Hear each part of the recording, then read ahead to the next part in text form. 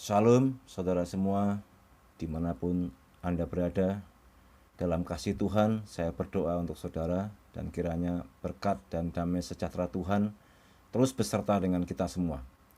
Saudara yang kasih Tuhan, kita saat ini sama-sama dalam kondisi yang sulit, baik yang dalam pekerjaan pelayanan, dalam lingkungan gerejawi, maupun dalam pekerjaan umum. Kita semua dalam kondisi yang sulit. Kita semua dalam situasi dan kondisi yang sulit, dan mungkin saja apa yang kita kerjakan, kita lakukan mungkin akan berdampak kepada kesalahan atau serba salah. Nah, melalui video ini saya ingin menyatakan ucapan terima kasih yang sebesar-besarnya, penghargaan yang sebesar-besarnya kepada para pejuang, terutama tenaga medis, kepada TNI Polri, kepada anak-anak Tuhan yang telah berjuang untuk berada dalam garis terdepan dalam membasmi pandemi COVID-19 ini atau virus corona. Saudara dikasihi Tuhan, melalui video ini saya juga mengucapkan duka cita, bela rasa yang sangat dalam kepada saudara-saudari kita yang kehilangan anggota keluarga karena terpapar atau terkena virus corona. Kiranya Tuhan menghibur dan menguatkan keluarga yang ditinggalkan. Saudara dikasihi Tuhan, saya terus mendoakan kepada saudara semua, terutama dokter, perawat, dan tenaga medis atau tim gugus TNI Polri yang ditunjuk untuk menjalankan tugas ini. Tetaplah lanjutkan perjuangan, terutama anak-anak Tuhan. Saudara mungkin sulit untuk bersekutu, susah untuk berbakti, namun tetaplah lanjutkan perjuangan ini, karena ini adalah panggilan yang mulia untuk pekerjaan memberantas virus corona. Saudara dikasihi Tuhan, ada beberapa pertanyaan datang kepada saya tentang kematian orang-orang Kristen, anak-anak Tuhan, hamba Tuhan, yang dalam kematiannya dikabarkan bahwa mereka terpapar positif virus corona. Mereka menanyakan apakah mereka dalam dosa karena menantang virus corona, apakah mereka diterima Tuhan, dan sebagainya. Ada banyak pertanyaan tentang itu. Nah, saudara dikasihi Tuhan, di dalam Alkitab mengajarkan kepada kita bahwa kematian itu adalah sebuah kepastian. Semua yang ada di dalam muka bumi ini, di dalam jagat raya ini, akan menemui dan berjumpa dengan kematian. Jadi kematian adalah sebuah kepastian. Justru terkadang kehidupan belum tentu. Misalnya orang lahir atau hewan beranak, anaknya atau anak-anaknya belum tentu mereka bisa menjalani kehidupan. Ada yang berumur hanya 1 bulan, 1 hari, 1 tahun, 10 tahun, lalu meninggal. Nah, saudara dikasihi Tuhan, kita sebagai umat Tuhan tidak perlu gentar dan takut menghadapi kematian, karena hal kematian itu adalah sebuah kepastian. Sekarang atau besok atau 10 tahun lagi atau 20 tahun lagi, kita semua akan berhadapan dengan kematian. Ingat, Yesus pernah berkata kepada kita, menghibur kita, menguatkan kita, meneguhkan kita. Jangan takut, sebab aku telah mengalahkan maut, mengalahkan segala ketakutan dan kekelaman. Saudara yang kasih Tuhan, di dalam iman Kristen sesungguhnya tidak ada kematian yang tidak wajar di hadapan Tuhan. Juga tidak ada kematian yang mengejutkan Tuhan, tidak ada. Semua dalam kendali dan sepengetahuan Tuhan. Bagaimanapun cara seorang itu mati, dan kita juga tidak bisa memilih dengan cara apa kita harus mati atau dipanggil Tuhan. Ada orang atau orang Kristen atau hamba Tuhan yang dipanggil Tuhan dalam keadaan tenang di tempat tidurnya. Ada yang meninggal di rumah sakit. Ada yang dipanggil Tuhan ketika dia dalam perjalanan. Ada yang dipanggil Tuhan ketika dia berkhotbah. Ada jemaat Tuhan yang dipanggil ketika dia melayani, ketika dia bekerja. Ada pula orang yang dipanggil Tuhan karena kecelakaan, karena petir, karena listrik, karena perang saudara, karena segala macam sebab akibat. Nah, saudara dikasihi Tuhan, semua jenis kematian itu sama di hadapan Tuhan. Tuhan ingin mengakhiri hidup seseorang. Dan semua itu tidak mengejutkan Tuhan. Nah, bagaimanapun cara meninggal seseorang, baik dia orang Kristen ataupun bukan Kristen, tidak ada di dalam Alkitab menyatakan bahwa ada roh gentayangan orang yang mati karena kecelakaan, orang yang mati karena gantung diri, dan sebagainya. Tidak ada. Semua itu adalah pekerjaan roh jahat, iblis, yang menyamar sebagai malaikat terang. Ingat di dalam 2 Korintus 11 ayat 14 yang berbunyi demikian.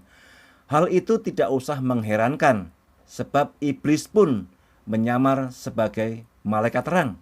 Nah, saudara kasih Tuhan, umat Tuhan atau bukan umat Tuhan, anggota gereja atau bukan anggota gereja, orang Kristen asli atau orang Kristen yang bukan asli, tidak bisa memilih bagaimana caranya mati.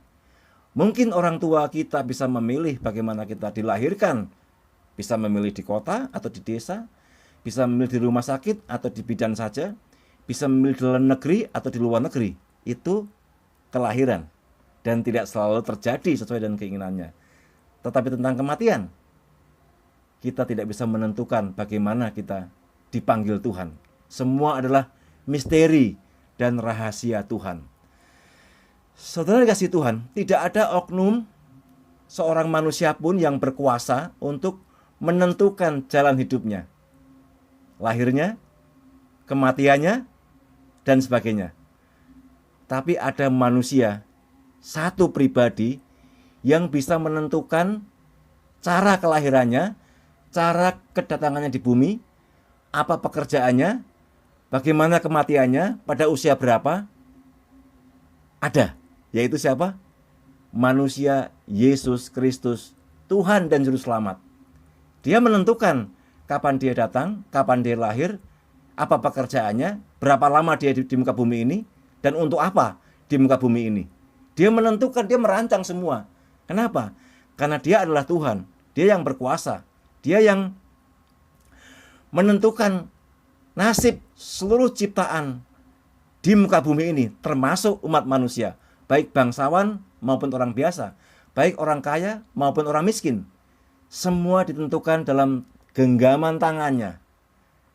Yesus Tuhan yang mati di kayu salib, dikubur, dan bangkit pada hari yang ketiga, serta hidup selama-lamanya. Nah, di dalam Dialah kita berharap dan bersandar bagaimana kita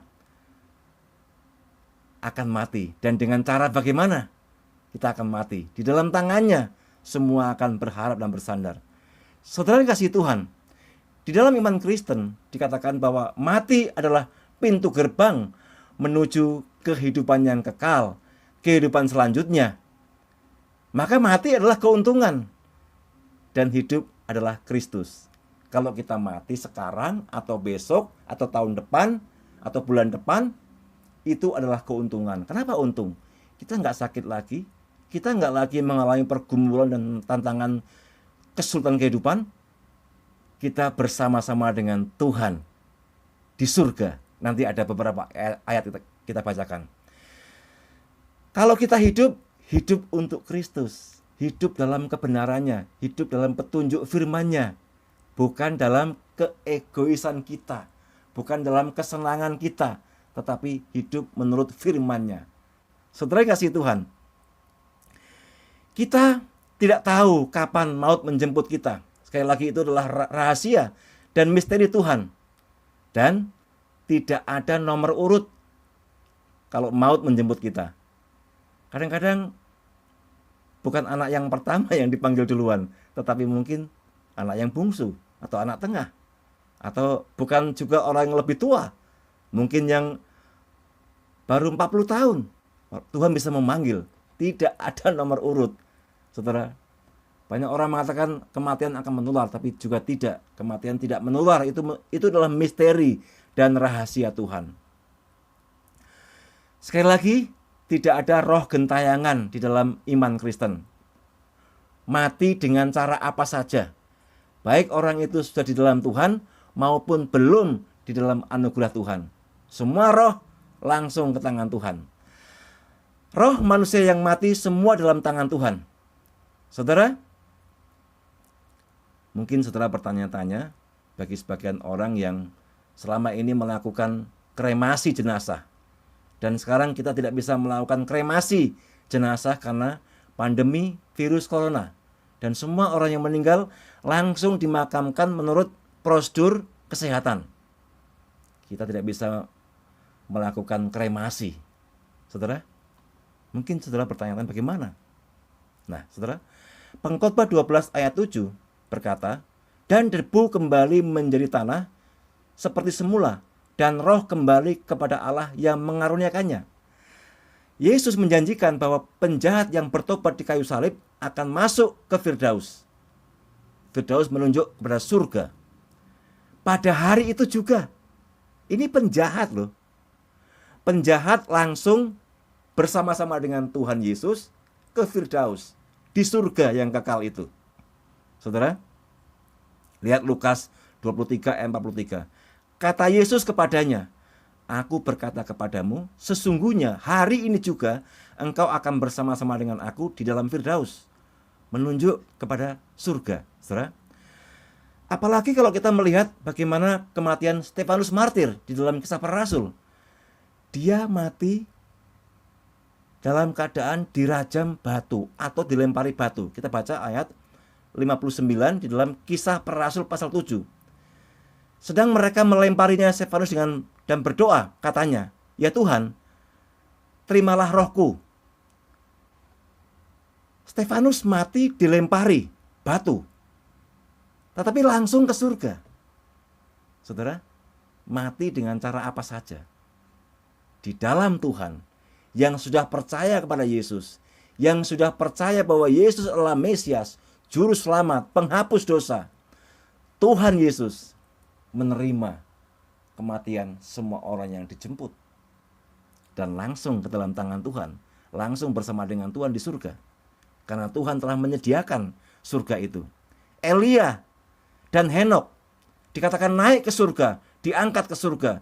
Di dalam 2 Raja-Raja pasal 2 ayat 1 dan 11 dan Kejadian 5 ayat 24. Abraham juga dikatakan ada di surga di dalam Lukas 16 ayat yang ke-22. Saudara, semua roh orang yang dipanggil Tuhan dengan cara apa saja. Stefanus martir mati dalam keadaan dilempari batu. Petrus mati dalam keadaan disalib terbalik. Paulus juga demikian, mati dalam keadaan aniaya, dihukum. Semua langsung dalam tangan Tuhan. Kita semua tidak perlu mengkhawatirkan anggota keluarga kita, teman kita, kerabat kita, saudara kita yang mati karena virus corona. Jangan cemaskan, jangan gelisah, jangan gundah hatimu. Mereka sudah bersama-sama dengan Tuhan. Jikalau mereka sungguh-sungguh percaya bahwa Yesus Kristus adalah Tuhan, adalah Juru Selamat, penghapus dosa. Jangan cemas, jangan ragu, jangan bimbang. Persoalannya adalah bagaimana jikalau anggota keluarga kita yang belum pernah mendengar Injil, belum pernah mendengar pemberitaan kabar baik. Pertanyaan saya kembali, benarkah mereka belum pernah mendengar kabar baik? Mungkin saja ketika kita beribadah di gereja, mungkin pula ketika kita bekerja, anggota keluarga kita diam-diam membaca kitab suci di dalam handphone. Mungkin juga mereka diam-diam mendengar khotbah melalui televisi, melalui YouTube.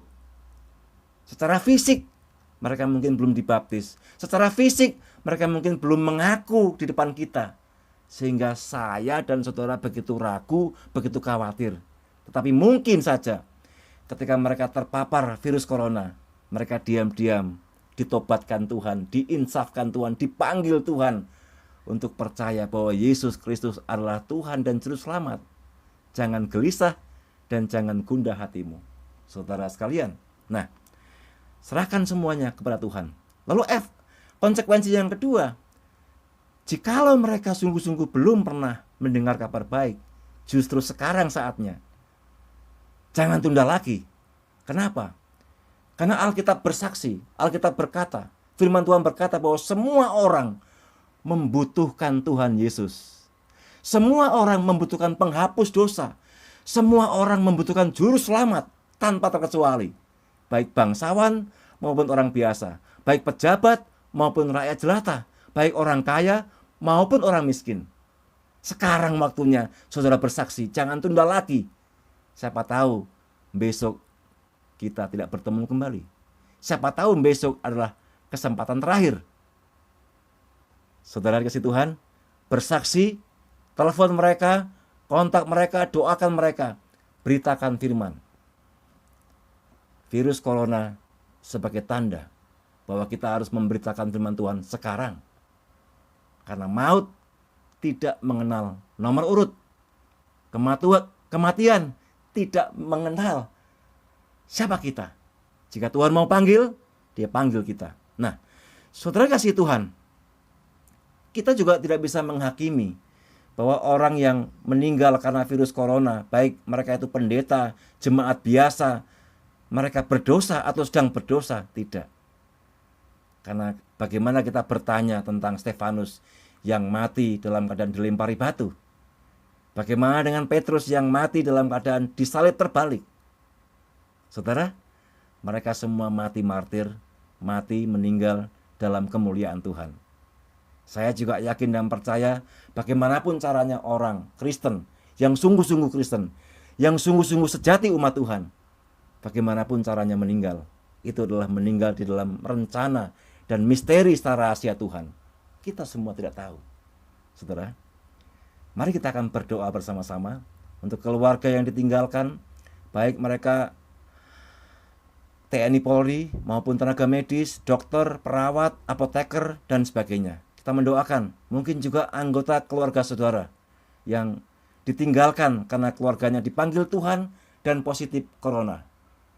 Jangan bimbang dan ragu jika mereka sudah percaya kepada Tuhan Yesus, bahwa Yesus Kristus adalah Tuhan dan Juru Selamat. Mereka dalam genggaman tangan Tuhan.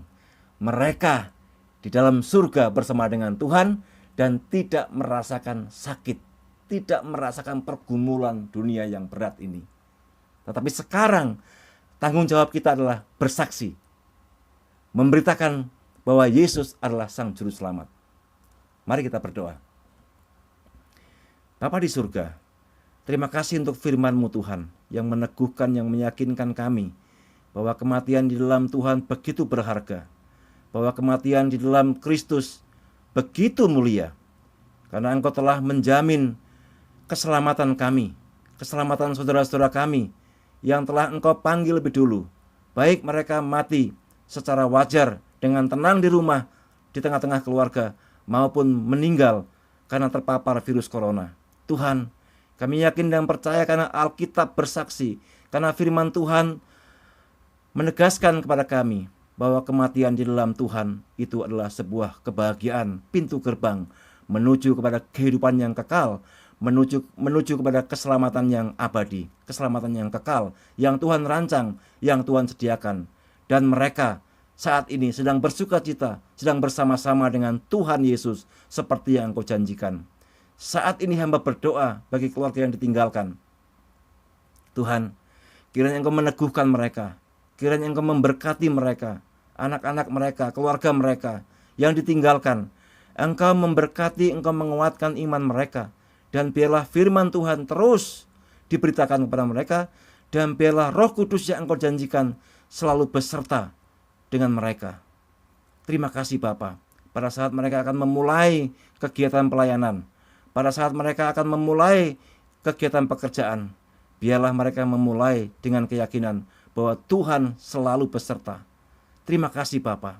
Janjimu selalu iya dan amin bagi umat-Mu yang percaya, dari sekarang sampai selama-lamanya. Di dalam nama Tuhan Yesus, kami menyerahkan setiap keluarga yang ditinggalkan oleh anggota keluarga mereka karena terpapar virus corona. Semua indah pada waktunya.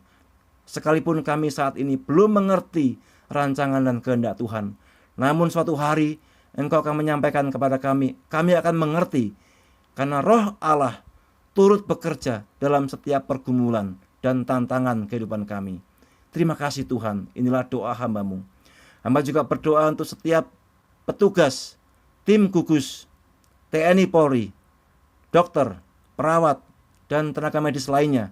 Kiranya Engkau beserta dengan mereka. Engkau memberkati mereka dengan hikmat Tuhan, mengurus, merawat setiap pasien yang terpapar virus corona. Tuhan beserta dengan keluarganya dan Tuhan memberkati. Kami juga berdoa untuk orang-orang yang dalam berkat Tuhan, karena Engkau memerintahkan demikian. Engkau pernah berfirman kepada umat-Mu, terkutuklah orang yang menyimpan dan menyembunyikan gandum di tengah kesukaran.